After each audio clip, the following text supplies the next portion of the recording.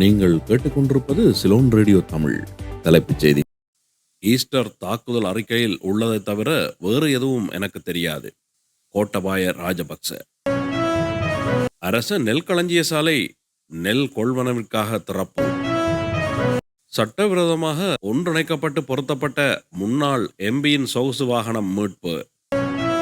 லசந்த விக்ரமதுங்கவின் படுகொலை சம்பவம் தொடர்பில் அரசாங்கம் எடுக்கும் நடவடிக்கைகள் என்ன?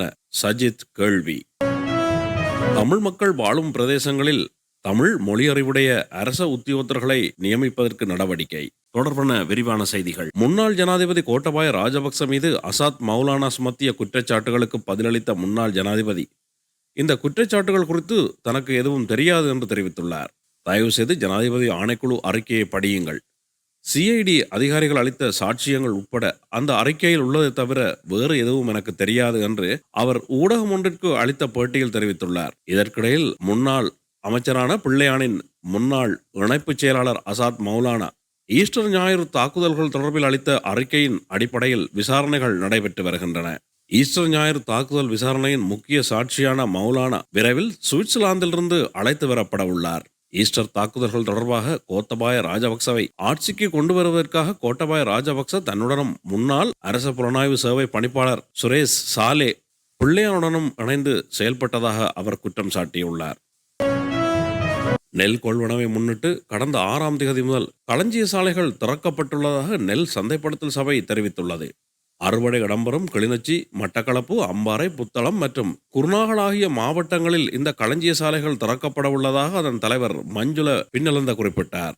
நெல் கொள்வனவிற்காக திரைசேரியிலிருந்து 5 பில்லியன் ரூபாய் ஒதுக்கப்பட்டுள்ளதாக அவர் தெரிவித்தார். நெல் சந்தைப்படுத்தல் சபையின் ஊடாக நெல்லுக்கான நிர்ணய விலைகள் கடந்த 5ஆம் தேதி அறிவிக்கப்பட்டிருந்தன. அதற்கமைய 1 கிலோகிராம் நாட்டரிசி நெல் 120 ரூபாவுக்கும், 1 கிலோகிராம் சம்பா நெல் 125 ரூபாவுக்கும், 1 கிலோகிராம் கீரி சம்பா நெல் 132 ரூபாவுக்கும் கொள்வனவு செய்யப்பட உள்ளதாக விவசாய அமைச்சர் கெடி லால்காந்த தெரிவித்திருந்தார். புத்தளம் மாவட்ட முன்னாள் பாராளுமன்ற உறுப்பினர் சாந்த அபேசேகர பயன்படுத்தியதாக கூறப்படும் சட்டவிரோதமாக ஒன்று சேர்க்கப்பட்ட பிரேடா வாகனம் சட்டவிரோத சொத்துக்கள் விசாரணை பிரிவினரால் கடந்த 6ஆம் தேதி காலை அவ்வாகனம் பகுதிகளாக மறைத்து வைக்கப்பட்டிருந்த நிலையில் கைப்பற்றப்பட்டது. முன்னாள் பாராளுமன்ற உறுப்பினர் தற்பொழுது குறித்த பகுதியை விட்டு வெளியேறிவிட்டார். இதன் காரணமாக விசாரணை அதிகாரிகளால் சம்பந்தப்பட்ட வாகனம் தொடர்பாக அவரிடம் வாக்குமூலம் பெற முடியவில்லை. வாகனத்தின் உடற்பாகங்கள் வீட்டில் மறைத்து வைக்கப்பட்டிருந்தன. மேலும் இயந்திரம் உட்பட பல பாகங்கள் அவரது தென்னந்தோப்பில் வைத்து கண்டுபிடிக்கப்பட்டுள்ளன. முன்னெடுக்கப்பட்ட விரிவான விசாரணையில் சம்பந்தப்பட்ட வாகனம் ஏலவே விவசாய திணைக்களத்தின் ஊடாக தற்பொழுது பயன்படுத்தப்படும் புரோடா வாகனத்தின் இயந்திர எண் மற்றும் செசி எண்ணை பயன்படுத்தி பதிவு செய்யப்பட்டுள்ளமை தெரிய வந்துள்ளது. முன்னாள் பாராளுமன்ற உறுப்பினர் பயன்படுத்திய வாகனத்தில் தொடர்புடைய எண்கள் பொறிக்கப்பட்டிருந்ததாகவும் விசாரணைகளில் தெரிய வந்துள்ளது.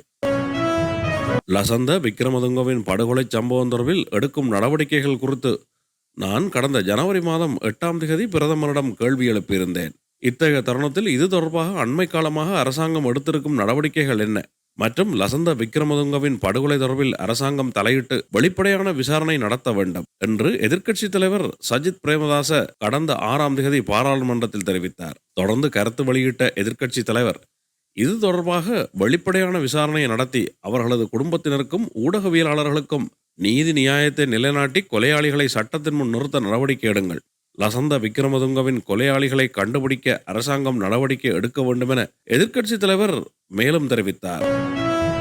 தமிழ் மொழி பேசும் அதிகளவில் வாழும் பிரதேசங்களில் தமிழ் மொழி அறிவுடைய அரச உத்தியோகத்தர்களை நியமிப்பதற்கு நடவடிக்கை எடுக்கப்படும். தமிழ் மக்களுக்கு அவர்களது தாய்மொழியில் சேவையை பெற்றுக்கொள்ள முடியாத நிலைமை கவலைக்குரியதாகும் என அமைச்சரவை பேச்சாளர் அமைச்சர் நலிந்த ஜெயதிச தெரிவித்தார். கடந்த 5ஆம் தேதி இடம்பெற்ற அமைச்சரவை தீர்மானங்களை அறிவிக்கும் ஊடகவியலாளர் மாநாட்டில் இதனை தெரிவித்த அவர் மேலும் குறிப்பிடுகையில் தமிழ் மொழி பேசக்கூடிய மக்கள் வாழும் பிரதேசங்களில் முடிந்தவரை தமிழ் உத்தியோகத்தர்களை நியமிப்பதற்கு அல்லது சிங்கள உத்தியோகத்தர்களுக்கு தமிழ் மொழியை பயிற்றுவிப்பதற்கு நடவடிக்கை எடுக்கப்படும். நமது முதலாவது 5 ஆண்டு ஆட்சி காலத்துக்குள் இதற்கான நடவடிக்கையை முன்னெடுக்க எதிர்பார்த்துள்ளோம். அரசாங்கம் என்ற ரீதியிலும் தனிப்பட்ட ரீதியிலும் தமிழ் மக்களின் பிரச்சனைகளை அறிந்தவர்கள் என்ற ரீதியிலும் விரைவில் உரிய தீர்வினை வழங்குவோம் என்றார்.